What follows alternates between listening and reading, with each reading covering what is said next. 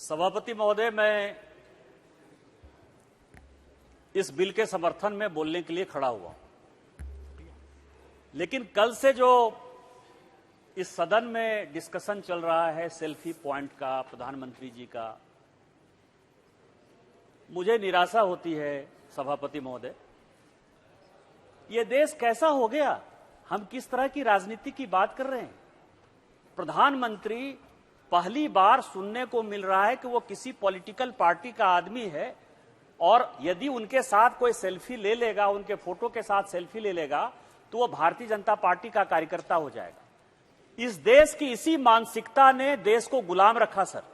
हम सब जब बचपन में पढ़े तो हमने बाबर को पढ़ा, अकबर को पढ़ा, सिकंदर लोधी को पढ़ा, गजनी को पढ़ा, गोरी को पढ़ा, जिसने कि हमारे देश पर आक्रमण किया, जिसने कि हमारे बहु बेटियों की इज्जत ली, उनको ग्रेट किंग के तौर पर पढ़ने में, बोलने में किसी बच्चे का दिमाग खराब नहीं होता है।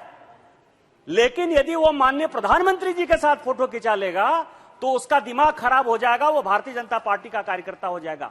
क्या इसी मानसिकता के साथ हम पार्लियामेंट में आए? माननीय प्रधानमंत्री जी ने 15 नवंबर को बिरसा मुंडा के जयंती के दिन, बिरसा मुंडा जी ट्राइबल के भगवान हैं, पहले से है ना, आजादी के आंदोलन में बहुत बड़ा काम किया। 70 साल तक कांग्रेस का शासन रहा, वो पूरा का पूरा आदिवासी समाज जो है कांग्रेस को मदद करता रहा, सपोर्ट करता रहा।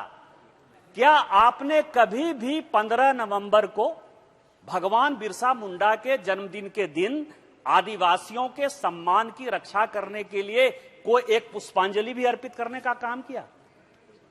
हम 15 साल से यहां पार्लियामेंट में है सर। 2014 के बाद का सिचुएशन अलग है। रूडी जी तो मेरे पहले आ गए। क्या इसके पहले किसी लोगों को पता है कि इस पार्लियामेंट बिल्डिंग में बिरसा मुंडा जी की भी प्रतिमा लगी हुई है? क्या किसी ने बिरसा मुंडा जी की प्रतिमा के ऊपर जो है माल्यार्पण किया है कभी? आप किस तरह की बात कर रहे हैं?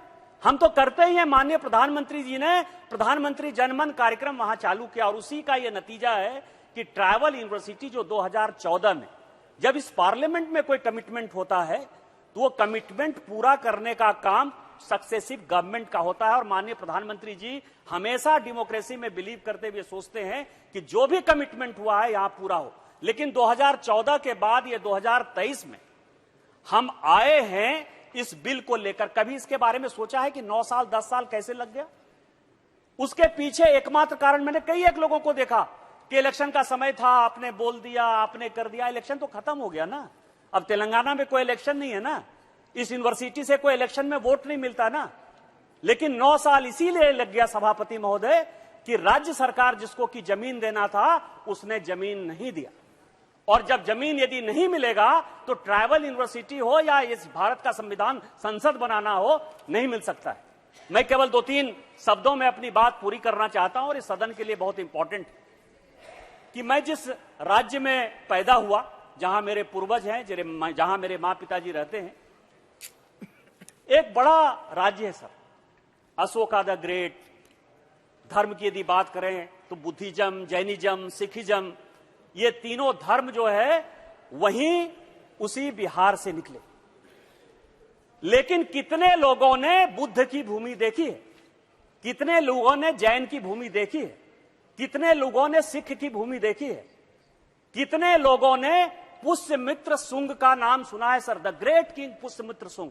अशोका डायनेस्टी के बाद यदि किसी ने इस देश को इकट्ठा किया, क्या हमने बच्चों को पढ़ाया है? कितने लोगों ने चोल वंश को देखा? यदि कंबोडिया जाइए, सिंगापुर जाइए, बैंकॉक जाइए तो आपको लगेगा कि ये चोला डायनेस्टी का जो है इतना बड़ा। लेकिन नॉर्थ में, साउथ में, पॉलिटिक्स में, हिंदू में, मुस्लिम में, बौद्ध में, जैन में ऐसा हमने बांट दिया कि हमको बाबर याद आ रहा है, अकबर याद आ रहा है, लेकिन चोला डायनेस्टी याद नहीं आ रही, पुष्यमित्र सुंग याद नहीं आ रहे हैं, अशोका द ग्रेट याद नहीं आ रहे हैं। और यही एक पीड़ा है सर। मैं जिस गांव में पैदा हुआ, मैं अपनी बात, जिस चीज के लिए मैं खड़ा हुआ, 2-3 बातें मैं बोलना चाहता था। एक तो माननीय मंत्री जी, आपसे आग्रह होगा कि यहां ड्रॉप आउट की बहुत चर्चा हुई है। जहां तक मेरी जानकारी है कि ड्रॉप आउट जो बच्चे हैं, या तो उनको अच्छी नौकरी लग गई है या एक कॉलेज छोड़कर वो दूसरे कॉलेज में चले गए हैं, तो मुझे लगता है कि एक कमेटी बनानी चाहिए सरकार को और ये देखनी चाहिए कि ये ड्रॉप आउट जो बच्चे हैं बेसिकली वो ड्रॉप आउट होके वो घर में बैठ रहे हैं या वो कहीं नौकरी पा रहे हैं, जिससे कि ड्रॉप आउट का जो ये डिस्कशन है वो खत्म हो। मैं केवल एक छोटे से लिमिटेड पॉइंट के लिए खड़ा हुआ था सर। मेरा गांव विक्रमशिला है, यहां रूढ़ी जी बोल रहे थे, कल मैंने उनको आग्रह किया था कि आप गए हैं विक्रमशिला विश्वविद्यालय के बारे में बोलिए। मैंने कांग्रेस के भी वक्ता को सुना, सभी कहते हैं कि नालंदा यूनिवर्सिटी बहुत बड़ा। ठीक है, नालंदा यूनिवर्सिटी से मेरी कोई परेशानी नहीं है सर, लेकिन नालंदा यूनिवर्सिटी से बड़ा विश्वविद्यालय मेरे गांव का विश्वविद्यालय विक्रमशिला विश्वविद्यालय, और वहां जो एएसआई का बोर्ड लगा हुआ है, आर्कियोलॉजिकल सर्वे ऑफ इंडिया, वो ये कहता है कि 6वीं और 7वीं शताब्दी में नालंदा विश्वविद्यालय को, मैं नहीं कह रहा हूं सर, भारत सरकार का आर्कियोलॉजिकल सर्वे ऑफ इंडिया कह रहा है कि 6वीं और 7वीं शताब्दी में नालंदा विश्वविद्यालय का कोर्स विक्रमशिला विश्वविद्यालय गाइड करता था। वो ओरिजिनल यूनिवर्सिटी थी। विक्रमशिला विश्वविद्यालय वो है जिसने कि इस दुनिया को, मार्क माई वर्ड, इस दुनिया को पहला वाइस चांसलर दिया, भगवान अतीश दीपांकर, जिन्होंने दलाई लामा पंथ की स्थापना की। विक्रमशिला विश्वविद्यालय उसी साल जला, क्योंकि प्रेमचंद्रन जी से भी निराशा हुई। वो कह रहे थे कि हम 200 विश्वविद्यालय में नहीं है, तो क्या हो गया? आज गूगल का हेड कौन है? आज माइक्रोसॉफ्ट का हेड कौन है? सुंदर पिचाई कौन है? सत्य नडेला कौन है? हमारे लोग जो है देश की इकोनॉमी में, दुनिया की इकोनॉमी में आगे बढ़ रहे हैं। आपको यह क्यों परेशानी हो? यदि माननीय प्रधानमंत्री जी मेक इन इंडिया कहते हैं, वो वोकल फॉर लोकल की बात करते हैं, तो आपके अपने ऊपर प्राइड होना चाहिए कि हमारे बच्चे यदि 200 यूनिवर्सिटी में नहीं है तो भी वो आगे बढ़ रहे हैं। उस विक्रमशिला विश्वविद्यालय के लिए प्रधानमंत्री पैकेज में 2015 में माननीय प्रधानमंत्री जी ने 400 करोड़ रुपया दिया 2015 में। बस कंक्लूड करूंगा सर, लेकिन आज तक पिछले 9 साल से बिहार सरकार ने वहां लैंड नहीं दिया है। मेरा आपके माध्यम से आग्रह है कि बिहार सरकार के ऊपर प्रेशर क्रिएट करिए, दुनिया को विक्रमशिला के बारे में बताइए कि वो विक्रमशिला विश्वविद्यालय वो है जब 1189 में विक्रमशिला विश्वविद्यालय को बख्तियार खिलजी जला रहा था, वही ऐसा साल है जब ऑक्सफोर्ड यूनिवर्सिटी बन रहा है। हमारी सभ्यता, संस्कृति, विचार और विश्वविद्यालय इतने बड़े थे कि वेस्ट हमारा मुकाबला नहीं कर सकता है, और इसीलिए विक्रमशिला विश्वविद्यालय को रिस्टोर करिए। आपने मुझे मौका दिया। इन्हीं शब्दों के साथ जय हिंद, जय Bharat. Thank you. Please Shri Ram Mohan Naidu ji, Shri Ram Mohan Naidu.